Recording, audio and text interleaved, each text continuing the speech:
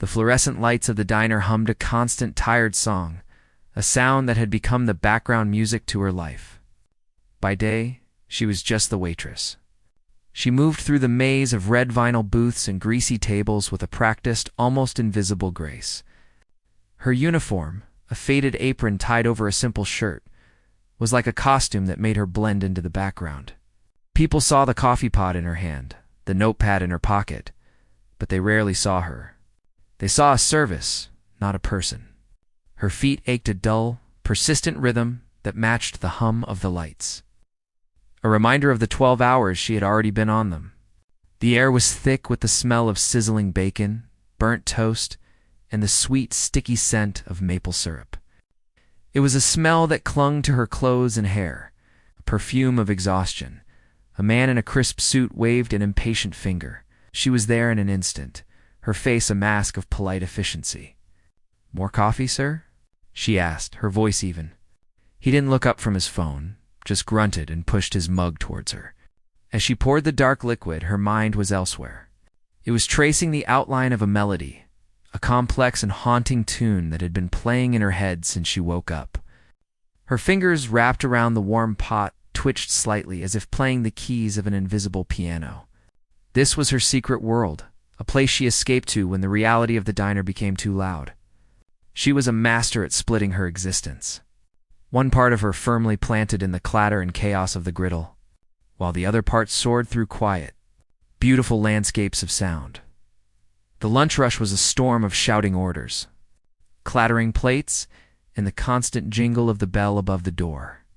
She weaved through it all, a ghost carrying plates of food and jugs of juice. A child spilled a milkshake, and she was there with a rag and a reassuring smile for the stressed mother. An elderly man needed help reading the menu, and she patiently read it aloud for him, her voice soft and kind. These small moments of connection were fleeting, like sparks in the wind. Once the need was met, she would fade back into the background, becoming part of the scenery again. She counted her tips in her head as she worked, a constant running tally of survival. $2 here, $3 there. It was never enough, not really. It was just enough to keep the lights on in her small, lonely apartment at the edge of the city. Finally, her shift ended. She handed over her apron, the fabric damp and smelling of grease and dish soap, and stepped out into the cool night air. The city was a different beast after dark.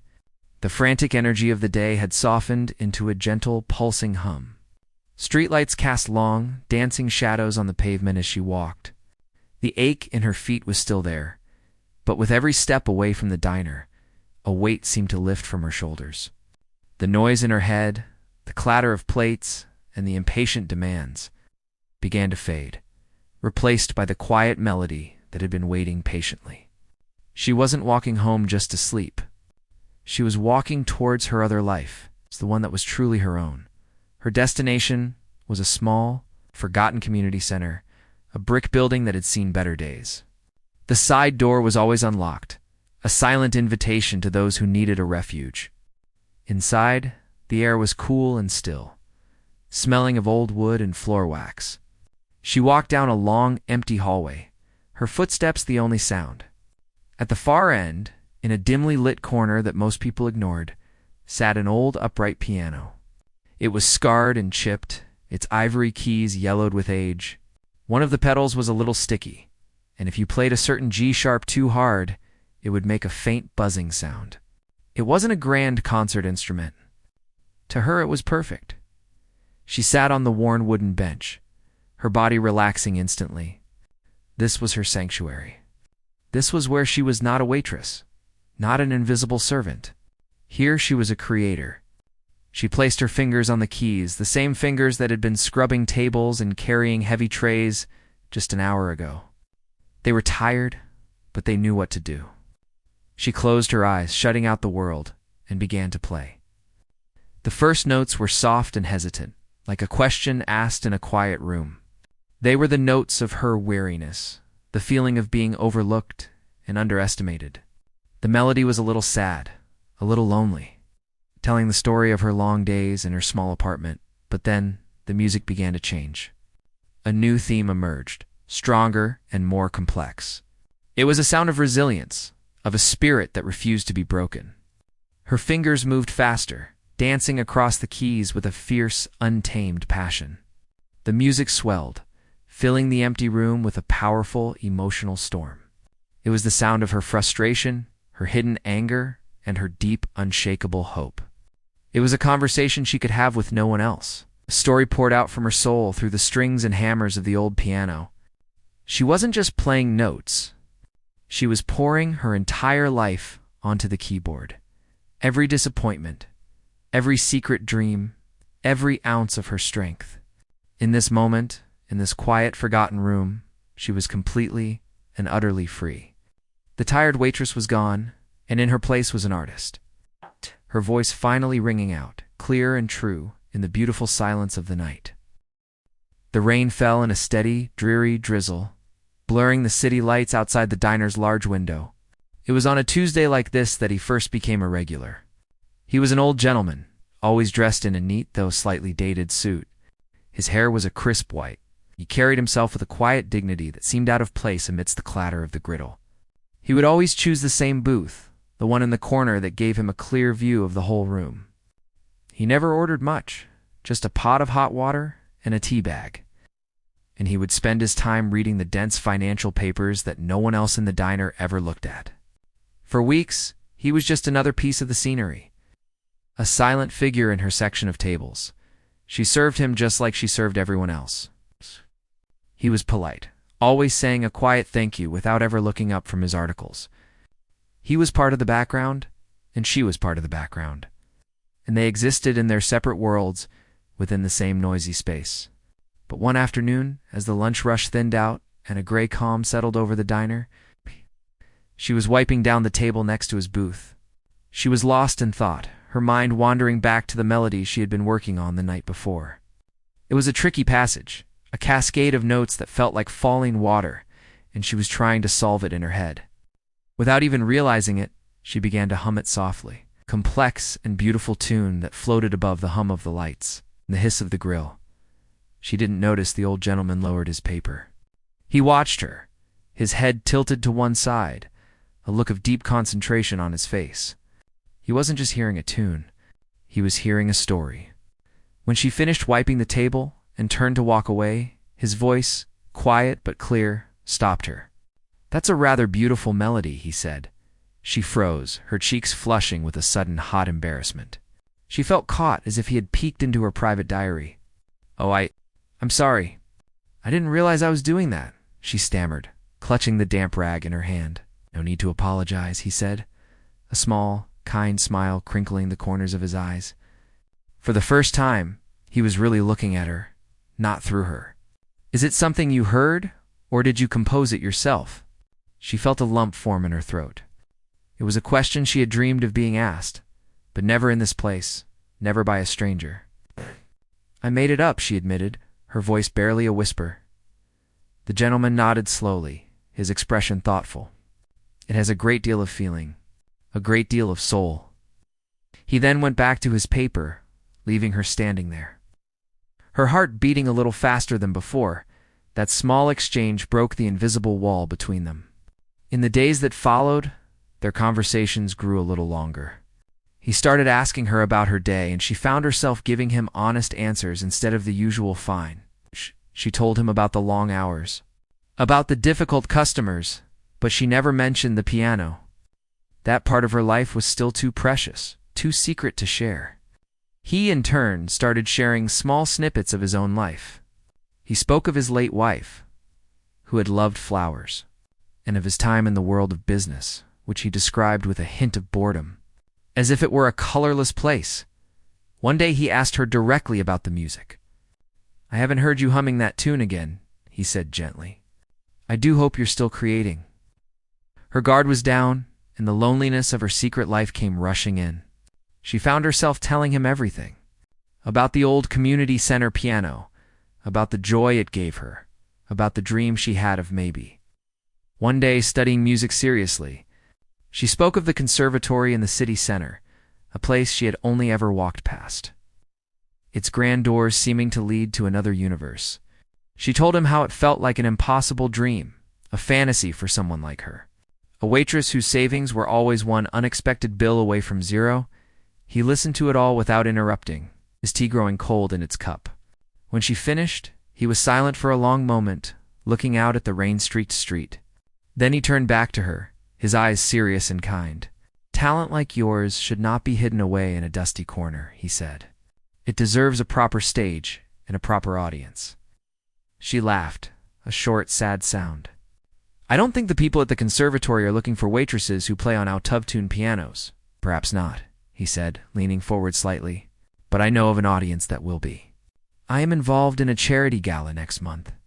It's a very formal event, filled with the city's elite patrons of the arts. Business leaders, people who hold the keys to the very doors you feel are closed to you. We were looking for a unique musical act to open the evening, something to surprise the guests." He paused, letting his words hang in the air between them. She felt a strange, fluttering feeling in her chest, a mix of excitement and pure terror. "I don't understand," she said, her voice trembling.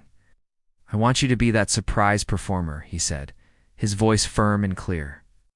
"I want you to bring your piano, your music, and your story to that gala.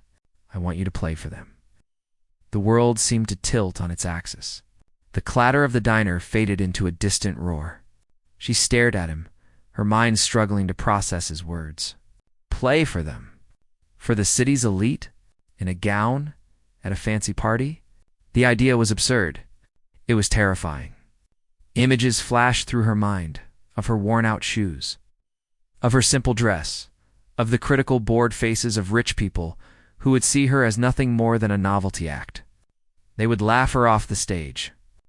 The thought was so horrifying it made her feel physically sick. "I can't," she finally managed to say, shaking her head. I'm not good enough. And I don't have anything to wear. I wouldn't even know how to act in a place like that. It's impossible." The gentleman's expression didn't change. He seemed to have expected this reaction. "It is only impossible if you believe it is," he said softly. "The music I hear in your heart is not impossible. The story you have to tell is not impossible. The rest, the dress, the stage, that is all just decoration. The question is, are you willing to let them hear it?"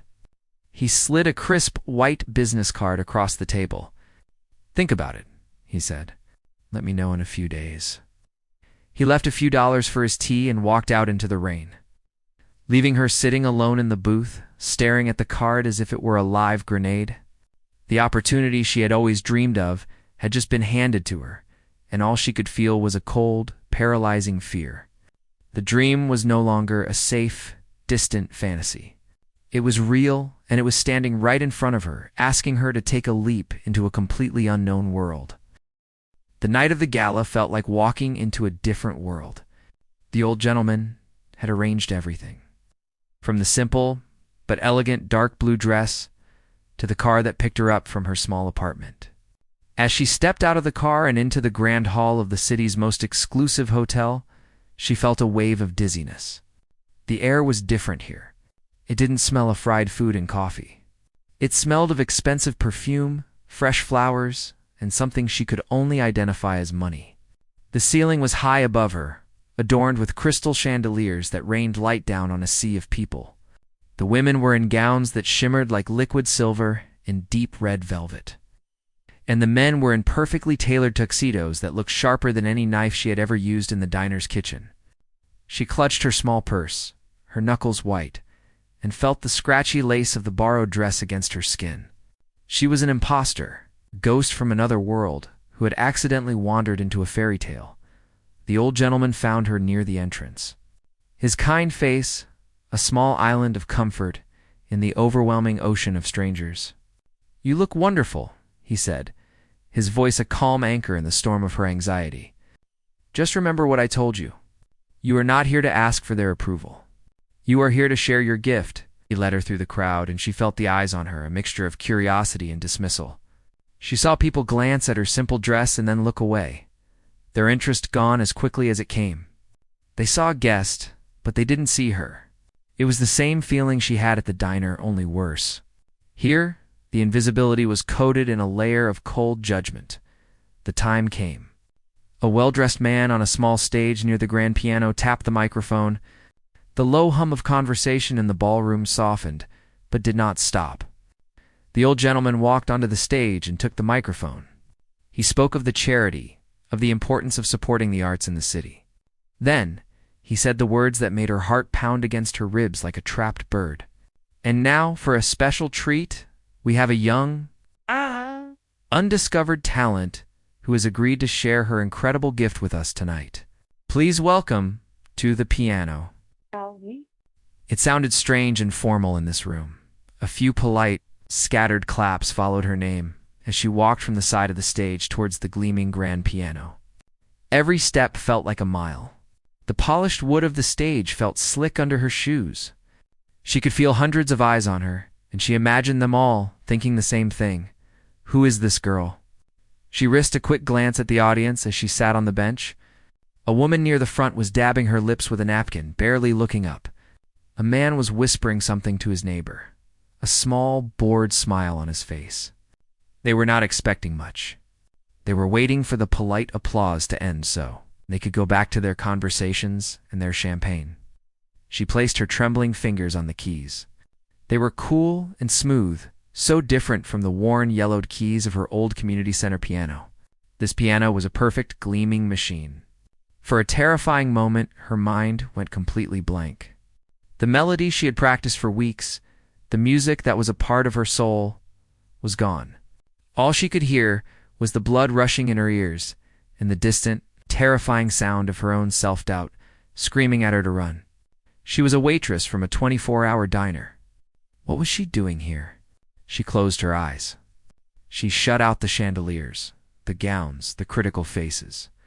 She took a deep, shaky breath and imagined she was back in that forgotten corner, in the cool, quiet air of the community center.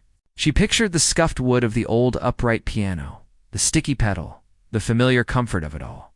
And then she began to play. The first notes were soft and fragile, like a secret being whispered. They were the notes of her loneliness, of the long, silent walks home in the middle of the night. The melody was simple and sad, telling the story of a girl who felt invisible, whose dreams were locked away in a place no one could see.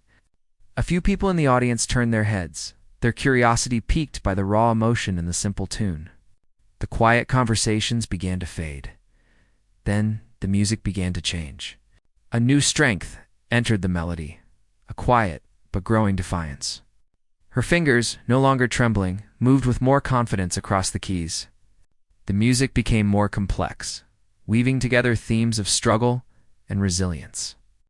It was the sound of the diner at its busiest hour, chaotic storm of demands and clatter. But with a steady, powerful rhythm running underneath it, it was the sound of her tired feet walking home, carrying the weight of the day, but also the unbreakable hope of the music waiting for her. She was no longer thinking about the audience.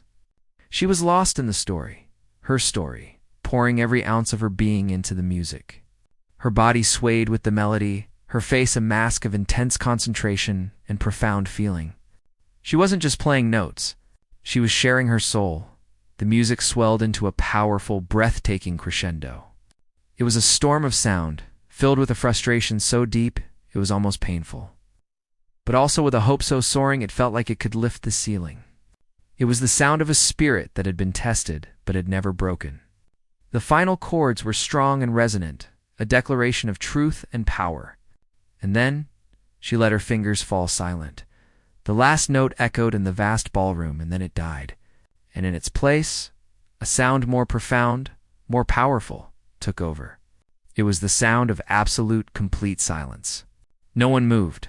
No one spoke. The woman with the napkin was frozen, her hand halfway to her mouth. The man who had been whispering to his neighbor was staring, his mouth slightly agape. A waiter holding a tray of glasses had stopped in his tracks, a look of pure shock on his face. The entire room of the city's most powerful, most critical, most elite citizens was held captive in a spell of stunned, reverent silence. She'd not just played for them. She had reached inside each of them and silenced the noise of their world with the undeniable truth of her own. The final note hung in the air, a perfect, shimmering sound that seemed to absorb all the light and all the noise in the vast ballroom. And then it was gone. In its place, a silence fell, so deep and so complete that it was louder than any applause she could have imagined. It was a heavy, sacred silence. She sat frozen at the piano bench, her fingers still resting on the keys, her heart hammering against her ribs. For a terrifying second, she thought she had failed. She thought the silence was a judgment, a quiet, polite dismissal of the girl from the diner who dared to play her simple music for them. Her eyes remained closed, too scared to see the bored faces, the polite smiles that would signal her humiliation. But when she finally forced her eyes open, what she saw was not judgment. It was shock. A woman in a sparkling gown near the front had a hand pressed to her open mouth, her eyes wide with disbelief. A man with a perfectly trimmed beard had stopped mid-sip, his champagne glass frozen halfway to his lips. Even the waiters, who moved with practiced invisibility, were standing still, their trays held steady as they stared at the stage. The entire room, filled with the city's most powerful and influential people, was held captive by the echo of her music. They weren't just quiet. They were mesmerized, transported from their world of wealth and status into the raw, honest world she had created for them with just 88 keys. The spell was broken by a single, deliberate sound. From a seat in the third row, a man who was known throughout the city for his brutally honest and often scathing reviews of the arts slowly rose to his feet. He was a man whose words could make or break a career. A man who was famous for finding fault in even the most celebrated performances. He didn't say a word. He simply brought his hands together in a slow, solitary clap. It was one clap, then another, each one measured and full of weight. It was not a polite gesture. It was a declaration. That lone, steady clap was like a spark in a dry forest. A person near the critics stood up and joined in. Then another and another. The slow, individual claps began to merge, growing in speed and volume, until a wave of sound crashed through the ballroom. It was no longer just clapping. It was a roar. One by one, then in groups, the entire audience rose to their feet. The sound was a physical force, a thunderous, deafening wave of appreciation that washed over her, so powerful it made her feel dizzy. She saw a sea of faces, all turned towards her, their expressions no longer cold or dismissive, but filled with awe, with admiration, with a profound emotional connection. They were not just applauding a performance. They were acknowledging a truth they had just felt deep in their souls. Shakily, she stood up from the piano bench. Her legs felt weak, as if she had run a marathon. A small, timid smile touched her lips as she gave a slight, awkward bow. The roar of the ovation only grew louder. As she turned to walk off the stage, she felt a strange new sensation. For the first time in her life, she was not invisible. She was the center of the universe in that room, and every eye was following her. Before she could even reach the side of the stage, she was surrounded. The wall of invisibility she had lived behind for so many years had been shattered. And now people were pushing through it just to get a glimpse of her. The first to reach her was a distinguished-looking man with a mane of white hair and intense, piercing eyes. He was the renowned conductor of the city's Philharmonic Orchestra, a man she had only ever seen on television. He took her hand in both of his grip firm and warm. "My dear," he said, his voice thick with emotion. That was not a performance. That was a confession. I have not heard anything so honest, so human in decades. You must come and audition for the Philharmonic. No, he corrected himself. We will find a place for you. We must. Before she could even form a response, he was gently pushed aside by another man. This man was younger, with a sharp suit and an even sharper, urgent look in his eyes. He looked like he belonged in the world of high-stakes business deals. That was raw. That was real, he said, his words tumbling out in a rush.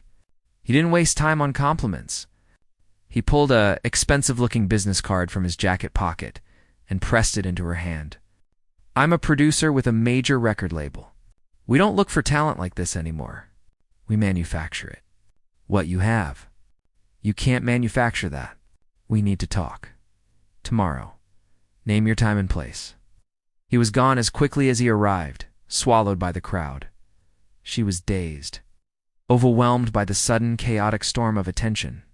A woman with tears streaming down her face grabbed her arm. "You played my life," she whispered, before being pulled away by her companion. People were patting her on the back, shaking her hand, calling her a revelation, a prodigy, a true artist. The words swirled around her, a beautiful, confusing blur. Just an hour ago, these same people wouldn't have noticed her if she had tripped and spilled a tray of drinks on them. Now, they were treating her like royalty. It was a surreal, dizzying whirlwind, and she felt like she might float away. Then, through the crowd, she saw a familiar, kind face. It was the old gentleman.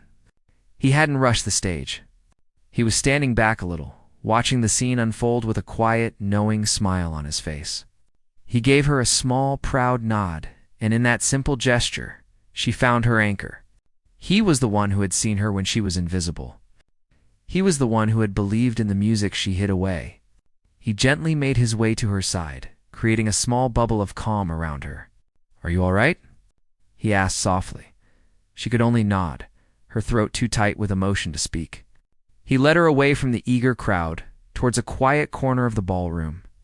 From there, she could look out at the same room that had terrified her just an hour before. The chandeliers still glittered, the gowns still shimmered, but the atmosphere had completely changed. The cold, polite distance was gone, replaced by a warm, vibrant energy. She looked down at the crisp business card in her hand. The sharp black letters, a stark contrast to the worn, greasy notepad she carried in her apron. Her life, which had felt like a small, closed room for so long, had just been blown wide open. The fear was still there, a tiny tremor in the pit of her stomach. But for the first time, it was mixed with a thrilling, exhilarating spark of possibility. The waitress was still a part of her, but the artist had finally stepped into the light. A few months passed, and the city began to feel different. The streets she once walked with her head down, feeling invisible, now seemed to hold a new light. Her life had been completely rearranged, like a song being played in a new, beautiful key. But before she could fully step into this new world, she knew there was one thing she had to do. She had to go back to the beginning. She walked into the griddle on a Tuesday afternoon, the same time of day she had always worked. The familiar smell of coffee and frying onions hit her, a scent that was no longer a symbol of her struggle, but a reminder of where she came from. The bell above the door jingled, and a few of her old co-workers looked up. Their faces broke into wide, genuine smiles. The cook, a big man who always saved her a plate of food on her break, wiped his hands on his apron and came out from the kitchen. "Look what the cat dragged in," he boomed, his voice filled with warmth. The big-shot musician. She laughed, a real easy laugh that she hadn't known she had in her during all those years of working there. Her co-workers gathered around, not with jealousy, but with a proud, almost parental excitement. They asked her about the record label, about the famous conductor, about the fancy parties. She answered their questions honestly, telling them how strange and wonderful it all was. But she also told them she missed them, that she would never forget the long nights they shared. Complaining about customers and sharing a laugh when things got tough, she walked behind the counter, nerve movements sure and familiar. She reached for her old apron, the one with the faint coffee stain on the pocket. She held it for a moment, feeling the worn fabric. It felt like a lifetime ago that she was tying it around her waist, the weight of it a daily reminder of her place in the world. Today, it felt different. It felt light. With a small, sad smile, she folded it neatly and hung it on a small hook by the time clock, right next to the name tag that simply read waitress. It was a quiet, final goodbye. She wasn't that person anymore, not completely. As she walked out of the diner for the last time, the sun was shining, and for the first time, it felt like it was shining just for her. Her new life was a whirlwind of beautiful, overwhelming things. The record label had set her up with a small, sun-drenched apartment that had a room dedicated to just one thing, a brand-new, gleaming black grand piano. It was the polar opposite of the dusty, forgotten upright at the community center. This piano was perfect, every note precise and clear. She spent her days here, no longer serving tables, but serving the music. She practiced for hours, her fingers growing stronger and more confident every day. The conductor from the Philharmonic would often stop by, sitting in the corner of the room with his eyes closed, listening to her play and offering quiet, insightful guidance. She was learning a new language, the language of professional musicianship, but she never forgot the language of her heart. Posters started appearing around the city with her name and a simple, elegant photo of her at the piano. Her first solo recital was announced, and to her astonishment, it sold out in a single day. The night of the recital, she stood backstage in the city's most prestigious concert hall. The air was calm and hushed, a stark contrast to the frantic energy of the diner or the tense silence of the gala.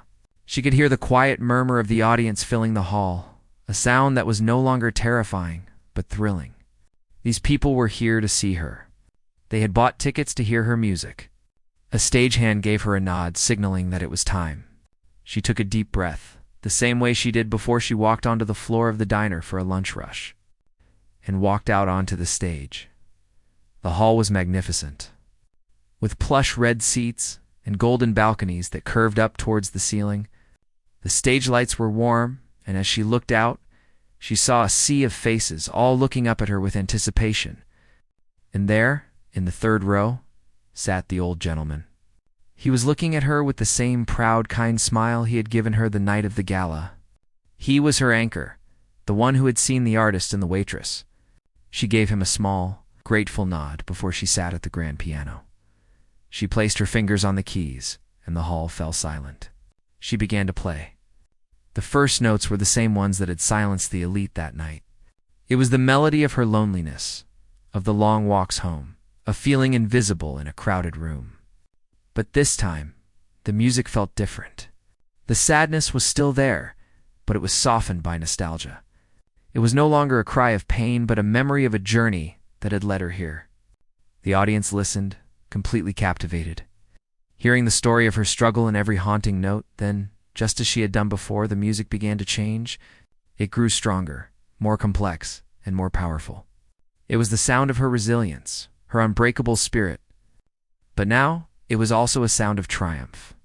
The melody soared, filled not with the desperate hope of a dream, but with the radiant joy of a dream fulfilled. It was the sound of the clatter of the diner, but this time, it was not a noise to be escaped, but a rhythm that had given her music its soul.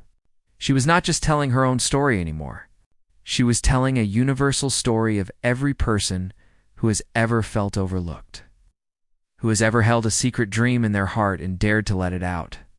Her body swayed with the music, her eyes closed, lost in the beautiful, powerful story she was telling. She was the waitress who served tables by day, and the artist who fed the souls of thousands with her music by night. The two were not at war. They were two parts of a whole, and together, they had created something truly extraordinary. As the final, powerful chord filled the concert hall, the audience erupted, not in a shocked silence, but in a thunderous, immediate standing ovation that was a celebration of a journey, a dream, and a young woman who had finally found her voice.